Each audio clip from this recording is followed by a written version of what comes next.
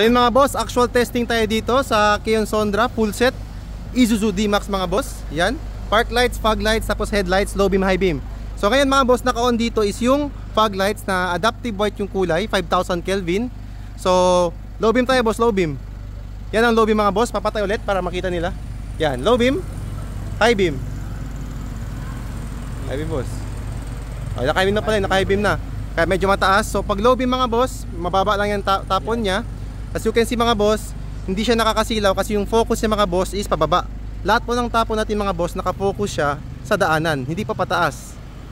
Yan ang maganda kay Kion mga boss, kasi meron siyang umbrella na naka-align para hindi po tapon niya, hindi siya masyadong kalat. Sobrang lakas na mga boss sa asfalto. Literal mga boss, papapa-good morning kayo sa gabi.